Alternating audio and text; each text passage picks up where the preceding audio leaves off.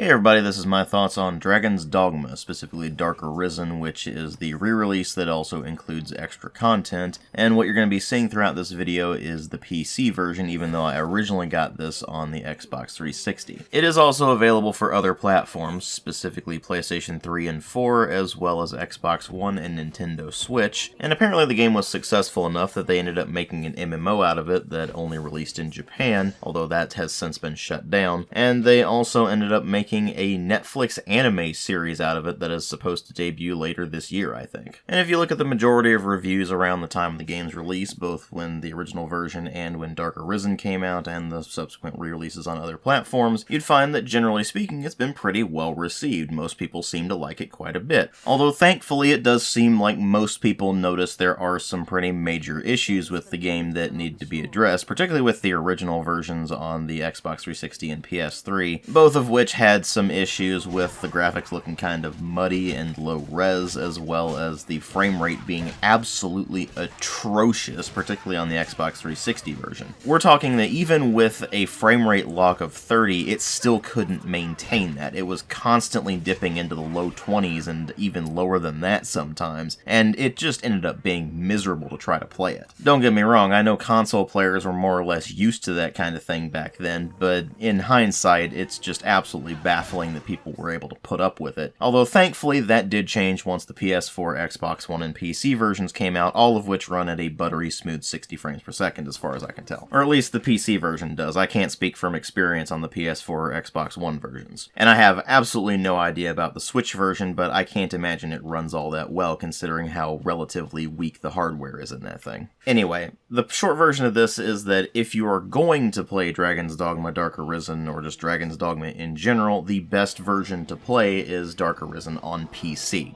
Now that that's out of the way, let's go ahead and move on to more important things, like why is this an MTO rather than a review, considering that I've been working on this game on and off for several years now. Because on paper, this sounds really cool. You're going to be fighting these massive creatures like dragons and chimera and cyclops and things like that, and you can climb on them, you can attack their weak points, there's different things that they're weak against or strong against, and you have to learn the ins and outs of that. There's a very flexible class system in this where you can pretty much go between the different classes and sometimes mix and match abilities whenever you want, and that's called vocations in this. It's got an action-oriented combat system with a fairly decent variety of moves that you can do based on which vocation you're playing as. There's a pretty decent amount of equipment in the game, there's different places you can explore, different secrets you can find, and even different side quests you can go on other than simply go here and wipe out enemy. And that all seems cool at first glance. And then you start playing the game, and you very quickly realize that they didn't think their cunning plan all the way through. One of the most glaring issues is the fast travel system, or mostly lack thereof, because you can only fast travel to basically 2 or 3 spots in the game, and you can only do that by consuming certain items.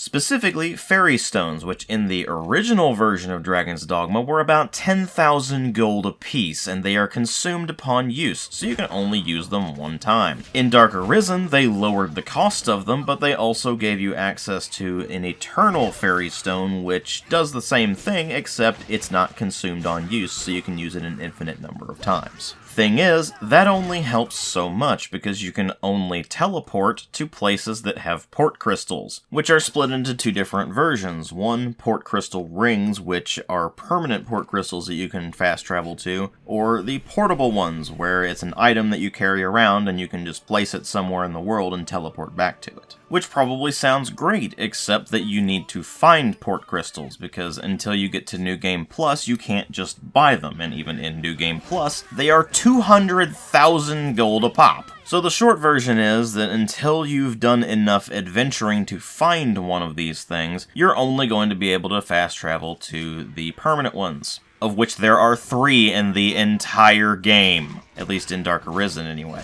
In the original game, there was only 1 of them, and it was in the main city of Gran Soren. In Dark Arisen, they added one just outside of the starting town, and another one at the Bitterblack Isle Harbor, which is part of the new area that's associated with Dark Arisen. So the short version there is that fast travel is more or less not a thing unless you're just going back to the main city, at least until you finally manage to get one of those port crystals. So that means whenever you want to go somewhere, I hope you're ready for a very long, very slow trek because you're going to be walking. Because there are no mounts in this game either, you have to just run every single place you want to go, and this is a very large world to run around in. And whenever you sprint, it consumes stamina, which if it bottoms out, you just stop moving for several seconds as you just heave and catch your breath. And keep in mind, stamina is used for all of your special attacks as well, so if you manage to get stuck in a combat situation after having sprinted halfway across the map, well, tough luck. You're just gonna have to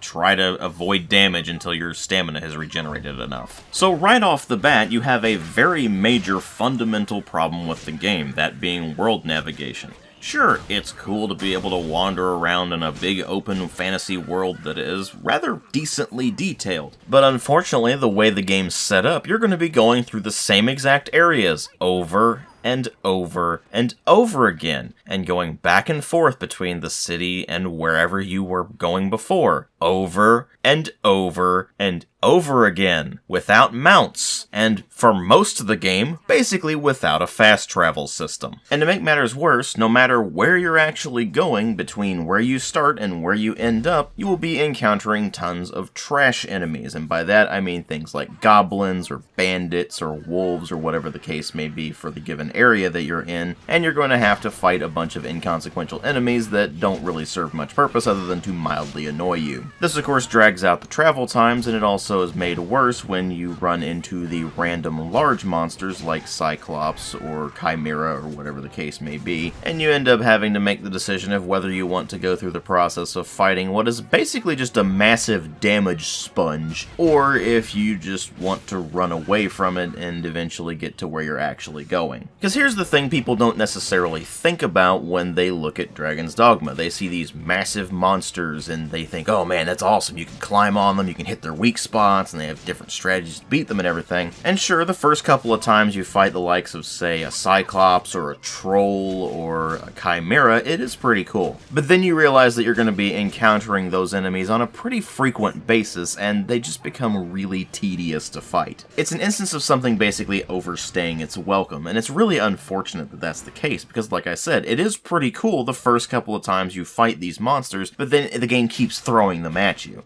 And while it is still pretty cool when you fight the particularly large boss monsters, those moments are actually very few and far between. The actual vast majority of the game is spent just running from point A to point B and fighting a bunch of trash mobs in between, and that just becomes incredibly tedious incredibly quickly. And a lot of that is down to how the combat system works, and more importantly, how the vocations work. Now, as you've been seeing throughout the video, my character started out as a fighter, and when I ended up getting to the point where I could go to an advanced or hybrid vocation, I ended up going with Mystic Knight. This is more or less the game's equivalent of a paladin. And whenever I mess around with something that's supposed to be an RPG like this, I normally play as a fighter or paladin type class to start out, just to get a baseline for what the game's like, and then I might mess around with rogue type characters or mage type characters later. As it turns out, this was something of a mistake, because while the Mystic Knight eventually becomes a fairly powerful class once you get the vocation level up high enough and get access to the really high level skills with it, unfortunately starting out it's actually weaker than the baseline fighter, because you can't wear as heavy armor as you can with the fighter. You can no longer use the same types of shields that you could with the fighter. You're now limited only to using magic shields, of which until you get about halfway through the game, you're only going to have access to one, the Wooden Wall, which is the worst magic shield in the game, and it's worst not just because it has the worst stats, but also because it has the worst timing window for counterattacks. You see, the biggest thing that the Mystic Knight can do is a counterattack by getting a perfect block, which means that you time your block at just the right moment, and then you can do some sort of repelling action that will blast the enemy with some magic. It's a pretty powerful ability when it works, and the problem with the Wooden Wall is to get the timing window down to something that's actually usable, you have to upgrade the shield a fair bit, which means you're effectively wasting your materials on it, and more importantly, you have to get that timing down, which is the easier part of the whole mess. So right off the bat, you're going to be running into problems with the Mystic Knight, and it's going to be a rather slow trudge to finally get the class to be something vaguely usable, but it gets worse from there. You also have the problem of the main weapon for that class actually being mace-type weapons, so things like actual maces as well as light hammers and things like that. And when you start picking those up, you'll notice that they actually do a fair bit more damage than the one-handed swords do, so you'll be thinking, oh, well that's great, I can do quite a bit more damage.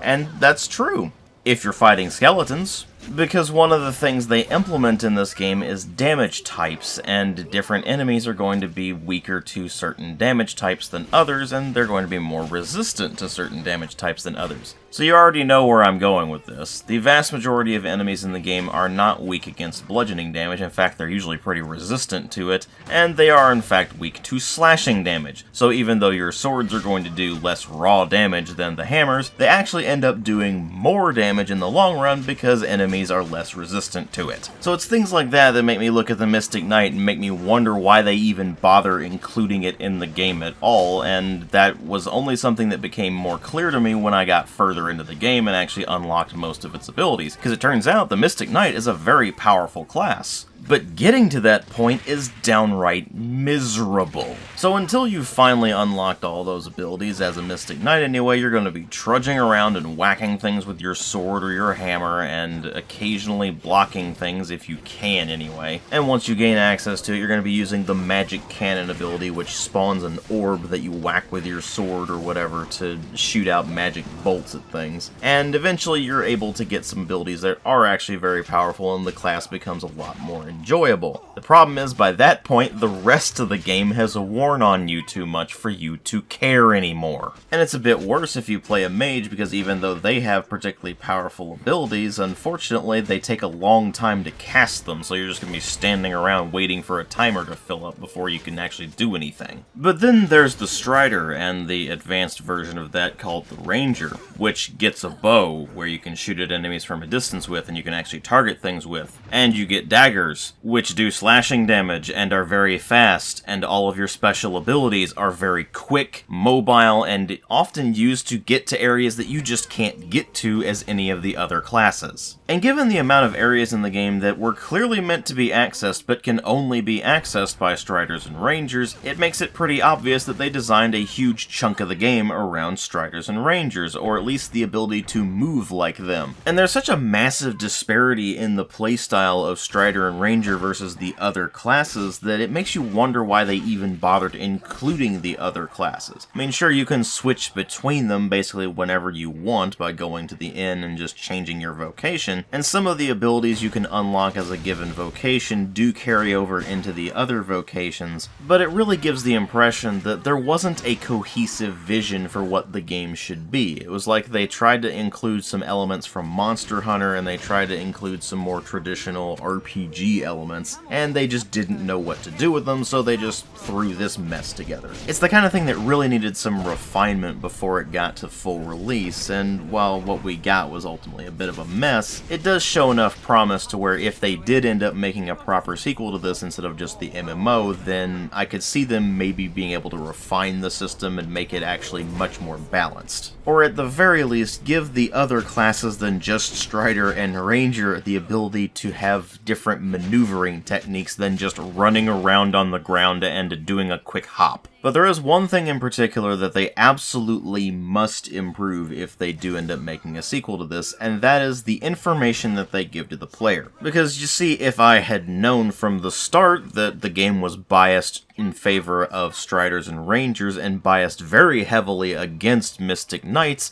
I wouldn't have played a Mystic Knight. And while the game would have still become tedious, it would have taken a bit longer to become so tedious. But I didn't know this was going to be the case until it was too late, and by that point I had started to consult the wiki, which is something you're going to be doing an awful lot in this game, because the game does an absolutely terrible job of explaining anything to the player beyond basic controls. The game will absolutely inundate you with various symbols for status effects or damage types, and you're going to have absolutely no idea what any of them are unless you consult the manual, which certainly wasn't a problem with the original release release of Dragon's Dogma because it had a printed manual that you could consult. And then Dark Arisen happened, and they decided that the best place to put the manual would not be an actual printed booklet that was included in the game case. Oh no! They decided the best place to put it would be at the main menu, meaning you have to quit out of the game, the thing that you're actually playing, in order to be able to look at the manual. So for example, if you weren't sure what a particular status effect symbol was and you wanted to look it up, you would have to just stop playing the game, quit back to the main menu, pull up the manual, look up what that status effect is, close out of the manual, go back and load your save game, wait for the load to finish, and then trudge all the way back to wherever it was that you were and whatever it was that you were doing, and then do it all over again. Yeah, whoever thought that was a good idea had absolutely no consideration for what it's actually like to try to play a video game. Anyway, the important sticking point there is that that's only for things that you can even look up in the manual at all. There's plenty of stuff that you just can't, like the various quests that you'll have and the various item descriptions to figure out what exactly they do, so you'll just have to rely on the in-game descriptions for that. And you will very quickly run into problems where the game doesn't really tell you exactly what you need to know to be able to do any of the things that you're trying to do. Oh sure, you'll get into a combat situation with a particular enemy type and your pawns will not shut up about what it's weak against or what they're about to attack you with or whatever the case may be, and that's perfectly fine, except it does get annoying after a while. But as far as things like quest descriptions go, it'll give you a basic objective and then the blurb that's associated with it doesn't really give you any actual information about what you need to know. Then you'll start going about trying to complete the quest, and a lot of them are very simple and straightforward, things like go and kill this number of enemies of a specific type, or go collect this many items of a specific type, or escort this person to this location, or things like that. But other objectives are just find insert item here in order to complete this major quest, and then it doesn't tell you where the item you're supposed to find is, or it'll give you a description that is extremely vague in all accounts and you'll just have no idea what you're supposed to be looking for. On certain quests this isn't as much of a problem because it does have quest markers, but a lot of times those can be rather vague as well and you'll still not really know what you're supposed to do. And to make matters worse, there's a lot of things that are hidden behind the scenes that you just wouldn't know unless you consulted a wiki or a walkthrough or something like that, and you found out things like, oh, well, there's a mechanic that is sort of kind of romance, but instead of doing the logical thing and building up a relationship with a particular character, it's just an affinity rating that maxes out if you complete a quest that they give you, and you might even have absolutely no idea that that was what was going to happen. So then you'll go through the rest of the game minding your own business, and then you get to the end and it reveals who your beloved is, and it's somebody you don't even remember because it was just one quest that you did way back when that you completely forgot about. And because the game does such a poor job of explaining itself and a bunch of underlying mechanics to the player, and of course the manual is basically inaccessible, I found the general experience of Dragon's Dogma to be an absolutely frustrating mess. When I first started out messing around with it on Xbox 360, of course it had all the performance issues and such on top of the issues that I've already described, and I ended up just absolutely despising it. So when the PC version showed up and the performance issues were ironed out, I ended up going back through the game right from the beginning again, and this time around I decided I wasn't even going to bother with the notion of going into this thing blind. I ended up having the wiki open at all times while I was messing around with it, and I found out very quickly that I would just end up paying more attention to the wiki than what I was actually doing in the game. And honestly, why wouldn't I be constantly going through the wiki when I'm messing around with this thing? Because the game doesn't explain itself very well, and the moment-to-moment gameplay is mind-numbingly boring. It's not fun to fight trash mobs, it's not fun to fight Cyclops after Cyclops after Cyclops, it's not fun to fight troll after troll after troll, or chimera after chimera after chimera. The only times the game is even slightly fun are when you're going up against the individual bosses that you only fight once in your entire campaign, and even those are boring because you're going up against an enemy that is ultimately just a massive damage sponge. Cue fanboys screaming about how I need certain equipment, or I need to grind to get my level high enough to where I can just annihilate these monsters very quickly, or screaming about how I'm not using the Vocation system properly, or just wasn't playing the right Vocation, or I'm not playing the Mystic Knight correctly, or insert any number of other pitiful excuses here. I've basically heard every excuse for the game at this point, and I'm just sick of hearing people making excuses for it. And speaking of making excuses for it, a lot of people will tell me to stick with the game because it gets good so many hours in, usually some idiotic number like 20 plus hours in. And while I'll be covering that as a topic in a completely different video, specifically that's going to be a Games That Infuriate Me to No End video some point later on this year, the quick answer I have to that question is another question. Okay, cool. Why does it have to take that long? Why can't it be fun right from the beginning? Why do you have to go through this long period of insane boredom in order to get to anything even slightly enjoyable? Hell, I've actually seen some people say that Dragon's Dogma doesn't get good until you get to post-game, which makes absolutely no sense at all. I mean, don't get me wrong, you know by this point that I can put up with an awful lot in video games. I am very patient with them for the most part. I can put up with all kinds of performance issues, of all kinds of technical problems with glitches and bugs and crashes and things like that. I can put up with all manner of jank, whether it just be weird indie game quirks or even Euro jank like you see in Gothic, or the especially lovable Slav jank like you see in Stalker or You Are Empty. But there is one thing in particular that I cannot put up with in any video game at all, and that is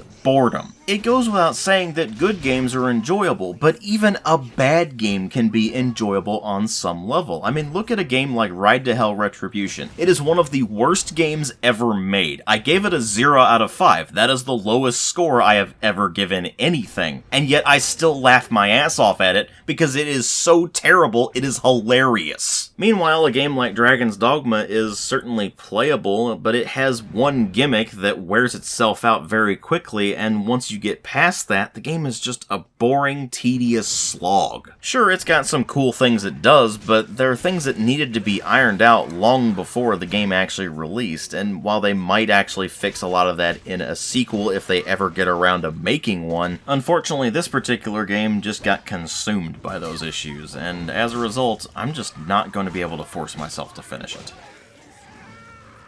Thank you all very much for watching, and if you like the kind of videos I make, then please consider supporting the channel on Patreon. Every single cent I get from that goes directly back into the channel, whether it be getting additional games for review, or additional equipment, or whatever the case may be. If you can't afford to or don't want to, that's perfectly fine, I understand, but the option is there if you're interested. Thanks again for watching, and I'll see you all in later videos.